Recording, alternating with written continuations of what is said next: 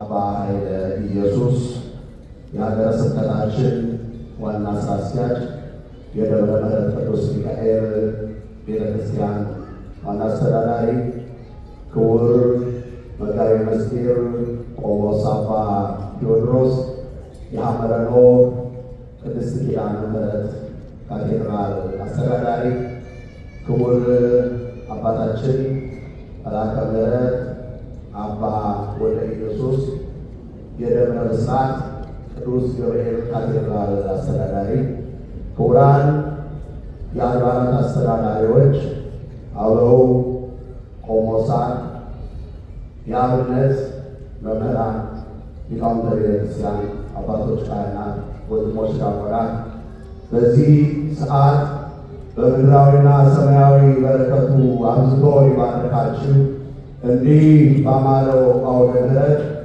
በፊቱ የሰበሰባችሁ የመድኃኔዓለም ልጆች፣ አባቶች፣ እናቶች፣ እህቶች፣ ወንድሞች ሁላችሁ እንደምን ከረማችሁ? አባታችን ነውና ልጆቹን፣ እረኛችን ነውና በጎቹን፣ ደግሞም ንጉሣችን ነውና ሕዝቦቹን እኛ ከማናየው እሱ ከሚያየው፣ እኛ ከማናውቀው እሱ ከሚያውቀው ክፉ ነገር ሁሉ ጠብቆ ዛሬ ስላሳየን፣ እንዲህ ስላከበረን፣ እንዲህ ስላደመቀን ክብርና ምስጋና ለስም አጠራሩ ይሁንልን። መጽሐፍ እግዚአብሔርን ከሚገልጽበት ቃላት መካከል አንዱ የሰራዊት ጌታ እግዚአብሔር የሚለውን በተለያየ ቦታ በተለያየ መንገድ ተገልጾ እናገኘዋለን። ዛሬ እውነትም እግዚአብሔር የሰራዊት ጌታ እንድንል አድርጎናል። አጭር ጥያቄ ልጠይቃችሁ፣ መልሱን ለራሳችሁ መልሱ። እነዚህ ከፊታችን የምናያቸው ታላላቅ አባቶች ስራቸው አገልግሎት ስራቸው ነውና ነገ እግዚአብሔር ይህን እንደሚያደርግ ተስፋ አድርገው አገልግሎት ይችላል። ከሀገራችሁ ስትሆኑ በዚህ መልኩ እግዚአብሔር ስራችን ህይወታችንን ለመለወጥ ኑሯችንን ለመለወጥ የተሻለ ህይወት ለመለወጥ ይሄ አንዱ ነገር ነው። ግን በዚህ መልኩ ቤተክርስቲያንን አገለግላለሁ፣ በዚህ መልኩ የጥምቀት በዓልን አከብራለሁ፣ በዚህ መልኩ ምንም ሳይጎድልብኝ ይህንን በዓል እንዲህ አከብራለሁ ብላችሁ አስባችሁ ታውቃላችሁ? ቤተሰቦቻችን ሸኝተውን ሲመለሱ መድኃኔዓለም ሸኝቶን አልተመለሰም፣ ቀድሞን ነው እዚህ የመጣው። ወገኖቼ ከዮሴፍ ጋር የወጣው እግዚአብሔር አብሮን ወጥቷል። ይህ ህዝብ የሰራዊት ጌታ የተባለው እግዚአብሔር በዚህ ህዝብ ላይ ነው። እኛ እግዚአብሔር ሰራዊት በሚገርም ሁኔታ ሙሉ ነን። ቤተክርስቲያን ሙሉ የምትባለው ከላይ ጳጳሳቱ አሉ፣ ምንኩስናውን ቅስናውን ቁናውን የሚሰጡት አባቶች፣ ከዛ ቀጥሎ ቆሞሳቱ አሉ፣ ሊቃውንቱ አሉ፣ ዲያቆናቱ አሉ፣ ምዕመናኑ አሉ። ሙሉ ነው። አንዳች ነገር ሳያጎድልብን እግዚአብሔር ደግሞም ሁለቱም ብፁዓን አባቶች ትናንት ከ10-15 ዓመት በፊት በዚሁ ከተማ የነበሩ እግዚአብሔር በአንድ በሌላ የሚያገለግሉትን አገልግሎት ተቀብሎ ጸሎታቸውን ተቀብሎ ለብቻቸው የቀደሱበት ዘመን አለ። ሁለቱም አባቶች ሲነግሩኝ፣ ዛሬ ግን እግዚአብሔር ነገሩን አብዝቶ በዚህ ምድር ላይ የቤተ ክርስቲያን ሰራዊት አድርጎናል። ክብርና ምስጋና ለስም አጠራሩ አባቶች የትናንትና አገልግሎት ቤት ከማየት በላይ የሚያስደስት ነገር የለምና እጅግ በጣም ደስ ይላል። ከዚህ ስንወጣ ካልሆነ በቀር ማን ኢትዮጵያ ውጭ ነን እንድንል ያስባል። አመስግኑት እግዚአብሔር። ያከበረን ሞገስ ሆንን ነቢ ሆንን ያበዛንን ያሰፋንን እግዚአብሔር ይክበር ይመስገን። ለአጭር ደቂቃ እንማማራለን። ከኋላዬ ታላላቅ እጅግ የምንወዳቸው ብፁዓን አባቶች ያስተምሩ የሚናገሩ የሚያምርባቸው ሊቃውንት ብዙ አሉና እንዳው ይችን አጭር መልእክት ከእኔ የታዘዙትን ያልታስተላለፍ ባጭሩ እቋጫለሁ። አንተ የእባቦችን ራስ በውሃ ውስጥ ሰበር፣ ወአንተ ሰበርከ ርእሰ ከይሲ በውስተ ማይ፣ አንተ የእባቡን ራስ በውሃ ውስጥ ሰበር። መዝሙረ ዳዊት መዝሙር 73 ቁጥር 13። መጽሐፍ እስመ አንተ ትፈቅድ ምክንያተ ለድኂ ይላል። አንተ ሰውን ለማዳን ምክንያት ትፈልጋለህ፣ ምክንያት ታበጃለህ፣ ምክንያት ትሰራለህ። አንተ ለልጆች በረከት ለመስጠት ምክንያት ታበዛለህ። እውነት ነው። ሰዎችን ለማዳን እግዚአብሔር በዶሮ ጩኸት እየቀሰቀሳቸው አሉ። በተለያየ መንገድ አንቅቶ ወደ እሱ የመለሳቸው አሉ። ደግሞም በቅዱሳን በኩል ደግሞም በተለያየ መንገድ እንዲህ እንድንባረክ እግዚአብሔር መንገዶችን ይሰራል። ከዚህ መካከል አንዱ ዛሬ ይህ በርዕሳችን የተመለከትነው አንተ የእባቡን ራስ በውሃ ውስጥ ቀጠቀጥክ የተባለውን አባቶቻችን የብሉይ ኪዳን ሊቃውንት ሲተረጉሙ በውሃ ውስጥ አለ በዮርዳኖስ፣ ደግሞም የእባቡን ራስ ትቀጠቅጣለህ፣ በቀራንዮ በመስቀል ላይ ትቀጠቅጣለህ። ከዚህ ሁሉ ነገር በኋላ ልጆችን ታድናለህ፣ ትዋጃለህ ማለት ነው። ወገኖቼ የዚህ ታሪክ መነሻው የዚህ ትንቢት መነሻው መለስ ብለን ባጭሩ የምናውቀው ታሪክ ነው። ግን ከሕይወታችን ጋር የሚሆነውን ነገር አይተን ለማለት ያህል ኦሪት ዘፍጥረት ምዕራፍ 3 ከቁጥር 1 ጀምሮ ያለው ታሪኩን ሁላችሁ ታውቁታላችሁ። እግዚአብሔር ካደረገው ነገር አንዱ ሰውን ፍጠረኝ ብሎት አልፈጠረው። ራሱ እግዚአብሔር በፈቃዱ ወዶ አክብሮ አልቆ በአርአያው በምሳሌው የፈጠረው ያንን እውነት ተከትሎ እኛ ተፈጠርን አይባልም። የተፈጠረው የመጀመሪያው ሰው አዳም ነው። እኛንም ስንወለድ ፈቃዳችንን አልጠየቀንም። ሁለት ነገሮች እግዚአብሔር ባወቀ አልነገረንም፣ አልጠየቀንም፣ አላስፈቀደንም። አንደኛው መወለድ ትፈልጋለህ ወይ ብሎ አልጠየቀንም። ብንጠየቅ ኖሮ ምን እንደምንችል ያውቀዋል እግዚአብሔር። አሁን ጥያቄው ምን እንችል ይሆን? የተመለሱን ለራሳችሁ መልሱ። ነገር ግን ዓለም የት ደረጃ ላይ እንደደረሰ የምናውቀው እግዚአብሔር ባወቀ እኛ ስንወለድ ፈቃዳችንን ሳይጠይቅ እንድንወለድ ያደረገበት እግዚአብሔር ባወቀ ነው። ዛሬ ጾታቸውን ለመቀየር ወንድ ሆነው ተፈጥረው ወደ ሴት፣ ሴት ሆነው ተወልደው ወደ ወንድ እንዴት ትውልዱ እግዚአብሔር እየተገዳደረ እንደሆነ ሁላችን እናውቃለን። በምሕረቱ ሁላችንን ምድሪቱ ነው ይቅር ይበል መድኃኔዓለም። ስለዚህ አዳምን ሲፈጥረው ፈቃዱን አልጠየቀውም። ሁለተኛው ነገር መጨረሻችንም አልነገረም። በዚህ ቀን ትሞታላችሁ አላለም። እሱንም እግዚአብሔር ባወቀ ነው እንኳን አልነገረም። በስራ ሚሰራ ይሆንም በስልክ ዘመናቸው ይላል። ታዲያ ከዚህ ሁሉ ነገር በኋላ አሁን በአጭሩ በዓለማችን ላይ አባቶቻችን ሲያስተምሩ የመጀመሪያው በምን እግዚአብሔር ነው። የመጀመሪያው ደቀ መዝሙር አዳም ነው። ትምህርት ይበዛል ይሰፋል እንጂ በሁለት ነገር ነው ያለው። ይሄ ቀጥሏል፣ ይሄ ጎዳና ነው። አዳምን በአጭር ቃል ምዕራፍ 3 ላይ ይህንን በለስ ከበላ የሞት ሞትን ትሞታለህ አለው ይላል። ይሄ እግዚአብሔር ነው ያስተማረን። ባስተማረን ትምህርት ጸንተን እንድንኖር አምላካችን በቸርነቱ ይርዳል። ምዕራፍ 4 ላይ ደግሞ ምዕራፍ ላይ ስንል ሌላ መምህር መጣ። አሁን ትልቁ ችግር ይሄ ነው። የመጀመሪያውን መምህር እግዚአብሔር እየሰማው አዳም ለሌላ መምህር ጆሮውን ከፈተ። ይህ ሊያስብ የመጣው ምን አይነት አስተማሪ ምን አይነት መካሪ ነው ያን እንደሆነ የመጣው ዲያብሎስ ነው። አመጣጡን ግን አሁንም አባቶቻችን ሲያስተምሩ አንደበተ ከይሲ መናገሪያ፣ አካለ ከይሲ መሰወሪያ አድርጎ መጣ። የእባብን ሰውነት መሰወሪያ፣ የእባብን አንደበት መናገሪያ አድርጎ ሊያስብ መጣ ነው። ዛሬ ዳምሮ ስጋ ለብሶ ወይም የሆነ ነገር ሆኖ አይደለም የሚመጣው። የእባብን ሰውነት መሰወሪያ አድርጎ መጣ ነው የሚለው። ዛሬ ክፉ አድራጊዎች በሙሉ የምናያቸው፣ ደም አፍሳሾች በሙሉ የምናያቸው፣ በእግዚአብሔር ላይ የሚገዳደሩ በሙሉ የምናያቸው እግዚአብሔር አድሮባቸው አይደለም። አካለ ከይሲን መሰወሪያ ያደረገው መንፈስ አድሮባቸው። አንደበተ ከይሲን መናገሪያ አድርጎ መጣ። የእባብን አንደበት መናገሪያ። እግዚአብሔር አንደበታችንን ይጠብቅልን። አሜን በሉ። አባቶቻችን አንደበታቸውን ይጠብቁ ነበር። በጸሎት ለእጃቸው፣ ለእግራቸው፣ ለአካላቸው ሲብዙ አቃቤ ላፌ እባክህ ጌታ እግዚአብሔር ሆይ ለአንደበቴ ጠባቂን አኑርልኝ።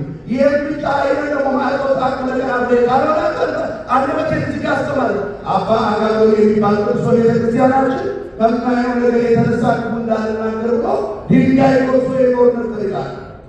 ምክንያቱም በመናገር በማውራት የምንሰብረው ስላለ የሚጎዳ አንደበት ስጋን ሁሉ ያሳድፋል ተብሎ ተናግሯል። አንደበት ሲመናገር ዛሬ ታውቃላችሁ እንዲሁ በክፉ አንደበት የብዙዎች ትዳር ፈርሷል፣ የብዙዎች ፍቅር ቀስቷል፣ የብዙዎች አንድነት ተናግቷል።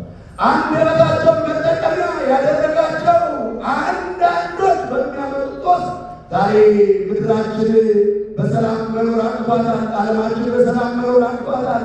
ሀገራችን ኢትዮጵያ ምንም ሳያንሰን በእነዚህ ክፉ ዘር በሚዘሩ ወሬዎች ዛሬ እኔና እናንተ ከምድራችን ርቀን ያለው ዓለም እያከበርን ባለንበት ሰዓት ዛሬ የሚታረደው ተረኛ ቃል ማን ይሆን እያሉ ታቦታት ይዘው ይወጣሉ። አንዳንዶች ከተለመደው ውጪ ጉባኤ ቤቶቻቸው ተዘግተው በሚያሳዝን ሁኔታ በዓልን የሚያከብሩ ብዙዎች አሉ። በክፉ አንደበት የተነሳ እግዚአብሔር ሀገራችንን ኢትዮጵያን ሕዝቦቿን በምሕረቱ ያስብልን። ወደ ታሪኩ ስንመለስ መጣና ከበላችሁ የሰማይና የምድር ንጉሥ ትሆናላችሁ አላቸው። በሉ እርቃናቸውን እርቃኑን ነበርና አዳም ፈራ ነው የሚለው። አሁንም መለስ ስንበል ቅዱስ አትናቴዎስ የሚባለው ታላቅ ወልይ እንዲህ ይላል፣ ኦ አዳም ኦ ሔዋን እያለ ዘርዝርና ባጭሩ ሔዋን ወይ ምን አደረግሽ፣ አዳም ወይ ምን አደረግሽ፣ እንዴት እንዳደረጋችሁና አረፍተ ነገሩ ሲዘጋ እናንተ ንስሐ ገባችሁ፣ የወደዳችሁ እግዚአብሔር ይቅር ያላችሁ ከእናንተ የወጣን እኛንም ዛሬ ያስቸገር ነው ይላል። ራሳችንን እንድናይ እግዚአብሔር ይላል። እግዚአብሔር ቃል ገባላቸው አድንሃለሁ አለ። እግዚአብሔር በቅርብ ምክንያት ለዲን ያለው ይህን ነው። ለማዳን እግዚአብሔር ምክንያት ይፈልጋል። በዛ ሰዓት የተፈጠረ ነገር ነበር። አዳምና ሔዋን ያሉት አሽከር ባሪያ የሚለው አንዱ በዮርዳኖስ አንዱ በቀራንዮ ተቀብሮ ነበር። በውሃ ውስጥ ያለውን ይህን የዕዳ ደብዳቤ፣ የመከራ ደብዳቤ፣ የሞት ደብዳቤ፣ የግዞት ደብዳቤ እግዚአብሔር ኢየሱስ ክርስቶስ ካልሆነ በቀር የት እንደተቀበለ ማንም አያውቀው ነበር። ይሄ አጠቃላይ ስለዚህ ነገር አልቀን እናየው። የአዳም የሞት ደብዳቤ እንዳይመስላችሁ። ያንተ የሞት ደብዳቤ፣ የኔ የሞት ደብዳቤ ያው የጊዜያዊ ሞት አይደለም። የዘላለማዊ የሞት ደብዳቤ የተቀበለበት ዮርዳኖስ። ከዚህ ሁሉ ነገር በኋላ ዘመኑ ሲፈጸም ወንጌላዊ ዮሐንስ እንዲህ ይላል፣ አሚሃ ይላል። ያን ጊዜ ሶስት ጊዜ ነው አሚሃ ነው። እስኪ አይሰወዶች አሚሃ ያን ጊዜ ይቺ ያን ጊዜ እውነቱን ለመናገር መጽሐፍ ይጻፍበት ቢባል ያን ጊዜ ትልቅ የመጽሐፍ የሚወጣው ነው። ያን ጊዜ ትንቢት የተፈጸመበት ጊዜ፣ ያን ጊዜ የመከራችን ዘመን የሚያበቃበት ጊዜ፣ ያን ጊዜ የአዳም ጸሎት የተሰማበት ጊዜ፣ ያን ጊዜ ዮሐንስ ለንስሐ የሚያጠምቅበት ጊዜ፣ ያን ጊዜ መዳናችን የቀረበበት ነፃ መውጣታችን የቀረበበት ያን ጊዜ ያን ጊዜ ሆነ ኢየሱስ እምገሊላ ሀበ ዮሐንስ። ኢየሱስ ከገሊላ ወደ ዮርዳኖስ ሄደ መጣ ይላል። ሆነ ሄደ። እየሰማችሁ ነው? እየሰማችሁ ነው? እግዚአብሔር ይመናችሁ ሁሉ ይስማችሁ። ኢየሱስ ክርስቶስ ከገሊላ ወደ ዮርዳኖስ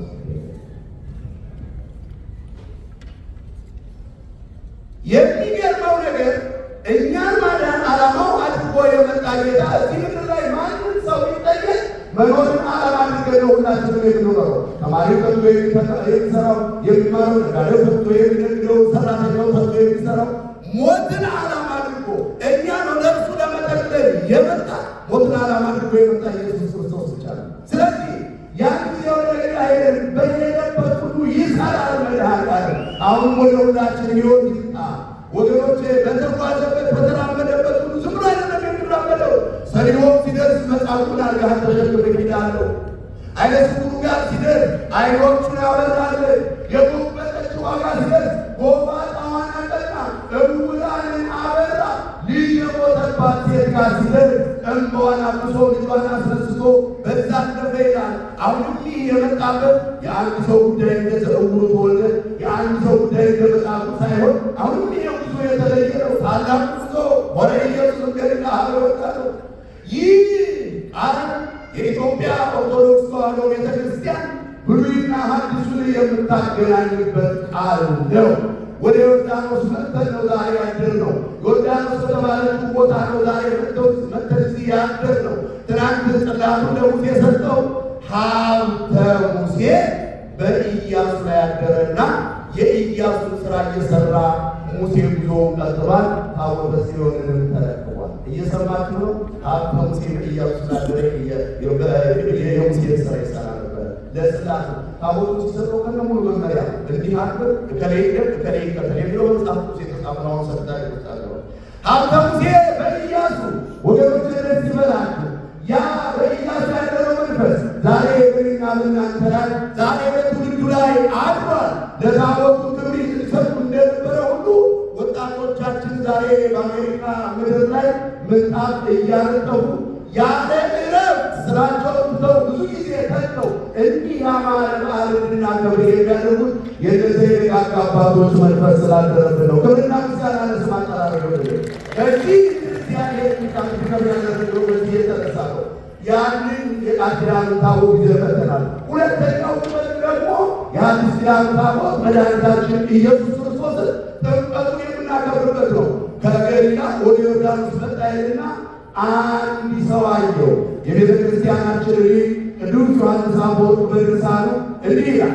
ወሶበ ርእዮ ዮሐንስ ለኢየሱስ አድመረ ከመውእቱ አንበራተ እንዲያው ወሰገደ ሎቱ ውስተ ከርሰሙ።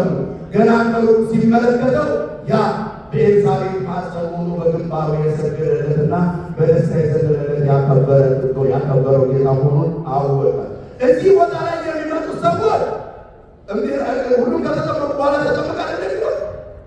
በኃጢአታቸው ምክንያት የሚመጡ ናቸው። አለቀ። 100% የእሳት ቀን ሊጠመቁ ኢየሱስ ክርስቶስ ሲመጣ እንደ ሰው አይደለም። ሰዎች እንደሚሉት አይደለም።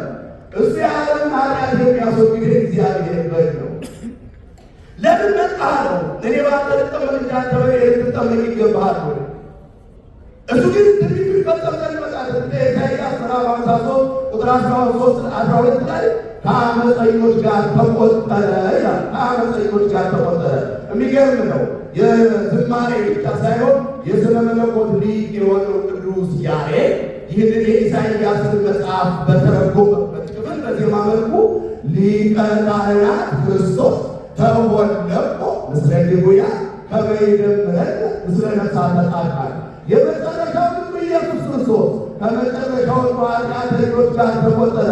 ስለምን ቢባል እኛን ከጻድቃን ማህበር ይደምረን ዘንድ። አመስግኑ። ክብርና ምስጋና ለስሙ አጠራር ይሁን። ነገሮቹ አንጻራዊ ያደረጉ ዮርዳኖስ ወደ ቀራንዮ ነው የሚፈሰው። የምትጠመቃት ጥምቀት አለች የሚለው በቀራንዮ የሚሰቀለውን መስቀሉን እያሰበ ነው። ነገሮቹ አንጻራዊ ያደረጉ ከኃጢአተኞች ጋር ተቆጠረ። እኛን ከጻድቃን ማህበር ደመረ። እሱ እርቃኑን ተሰቀለ። እኛን የጸጋ ልብስ አለበሰ። ድንቅ የሆነው ልብስ ኢየሱስ ክርስቶስ። እሱ ተጠማሁ አለ። እኛን የሕይወቱ አጠጣ። እሱ ሞተ፣ ሙትና መቃብር ድል አድርጎ ተነሳ። እኛን በክብር አስነሳ። ክብርና ምስጋና ለስሙ አጠራሩ ይሁንልን። ያን ጊዜ አለው ወደ ባንተ ልጠመቅ ይገባል። አይ ሁሉም ሕግን ፈጽም ዘንድ ይገባል ላለው እንመጣበታለን። ትምህርት መቋጨት ስላለብኝ አሁን ሌላ ጥያቄ ቀይረዋል። ይሄ ነገር የማይቀር ከሆነ ትንቢት ከሆነ ፈቃድ ከሆነ ዮሐንስ የትህትናውን ነው ይህንን ያለው። ምክንያቱም የኤልሳቤጥ ልጅ ነው። ድንግል ማርያም ወደ እሷ ስትመጣ የጌታዬ እናት ከመትምፀው ያህል ወደ ቤት መጭ ዘንድ እኔ ማለኛ ድል ያለችው ኤልሳቤጥ ልጁ የሰላምታሽን ድምፅ በሰማ ጊዜ ዘሏል ነው የሚለው መጽሐፍ ሰጣችሁና ምን ብሎ በምን ዘሏል የሚለው በታላቅ ደስታ የደስታ ተገልጿል። የተደረገበት መንገድ ራሱ በታላቅ ደስታ። ለዚህ ነው ኢየሱስ ክርስቶስ በልደቱም እንደተማርነው ሲወለድ በሰማይ እናት የለውም። ከዚህ ሁሉ ከአብ ተወልዷል። አንድ ነገር ማለት እፈልጋለሁ። ከአብ ሲወለድ እግዚአብሔር ባወቀ ያንን አደረገ። እንደውም አባቶቻችን እግዚአብሔር ዓለምን ለማዳን ካደረገው ጥበቡ ይልቅ ዓለም ሲወለድ ዓለምን ለመፍጠር ካደረገው ጥበቡ ይልቅ ዓለምን ለማዳን ያደረገው ጥበቡ ይደርቃል ይላሉ ሊቃውንቱ። የመጀመሪያውን ልደቱን አመንከሮ ረቂቅ አደረገው እንዲደረቃለ። የመጀመሪያውን ልደቱን አከበረው። ሁለተኛውን ልደቱን ግን አመንከሮ አማን በአማን መንክር ስብሐተ ልደቱ እሱ ነው ድንቅ ነው እንድንል አደረገው ነው የሚለው። ወደ ቀራንዮ መጣ። የሚቀር ከማይቀር ከሆነ አለና ዮሐንስ አሁን ማለት ጥያቄ የቀረበ መጽሐፍ እንዲህ ይላል ወተመ ያህሉ ሰብ ከማን ተወጡ አምላከ ሁሉ አንሰ አጠምቆሙ በስመ ዚአከ ወሶበ ሄያከ አጠምቀ በስመ ምንተ። ሰዎች ሲመጡ ወደ አንተ ሊቀርቡ በዚህ መልኩ አጠምቃቸዋለሁ፣ አንተ ግን በማስተስ ስላልቃል ያለውን ኃጢአት የሚያስወግድ ለሁሉ በደል የሚል ክርስቲያን እያለ እንዳጠምቀው አዘዘው። ኢየሱስ ክርስቶስ በዮርዳኖስ ተጠመቀ። ዛሬ ዮርዳኖስ ነው የተገኘው። በዮርዳኖስ የትምህርታችን ርዕስ ነው። የእባቡ ራስ በውሃ ውስጥ ሰበካ የሌለው የእኛ የዕዳ ደብዳቤ ተቀብሮ ነበር። የዕዳ ደብዳቤያችንን ቀደደው አላችሁ። የዕዳ ደብዳቤያችንን አድራሻውን አጠፋው። ክብርና ምስጋና ለስሙ አጠራሩ ይሁን።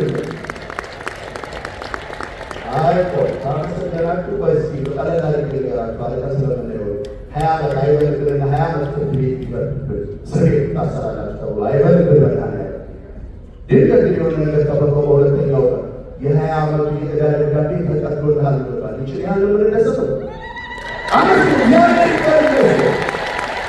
በዮርዳኖስ ተጠመቀ። ዮርዳኖስ የተገኘው ለዚህ ነው ወገኖቼ። ዮርዳኖስ ሲጠመቅ ወይም ደግሞ በዮርዳኖስ ሲጠመቅ የታዩ ታምራት ባጭሩ ልንገራችሁ። ሰው ነው ብለው እንደ ሰው ያዩት ነበሩና ነቢይ ነው ብለው እንደ ነቢይ ያዩት ነበሩና ዮሐንስ ብቻ አድሮ አውቆት ነበርና አይ አይደለም፣ የተጠመቀው የተወለደው ነው፣ የተወለደው የሚሞተው ነው፣ የሚሞተው ስለ መቃብር ድል አድርጎ ተነስቶ በክብር ደመናት እየረገጠ የሚያደርገው ዳግም ሊወስደን የሚመጣው መሆኑን ዮሐንስ ስለተረዳ ይህንን አደረገ። ይህንኑ ምስክርነት ከሰማይና ከምድር ተሰማ። ከሰማይ አብ በደመና የምወደው ልጄ ይህ ነው ብሎ አከበረ። መንፈስ ቅዱስ በርግብ አምሳል ወረደ። ከዚህ በፊት እዛ ዮርዳኖስ ላይ ያንን ሲያጠጥ የሆነ ያለው ሁለተኛ ነገር በምድር ፈርሁ ማያት በእርሱ ይላል። ሊጠመቅ ጠጋ ሲል ውሃው ሞቅ ብሎ ቀረበ። ከዚህ ቀጥሎ ሁለተኛውን አብረን ብዙን እንድንለው ፈልጋለሁ። ጊዜያችንን ለመጠቀም ቦታችሁ ከፍ አድርጋችሁ ፈልጋለሁ። የተለመደ ግዝ ነው። ባህሪ በሉ እናችሁ ከግራና መሰረት ወደ ባህሪ ወየ በአማርኛው ባህር አየች፣ ሸሸች።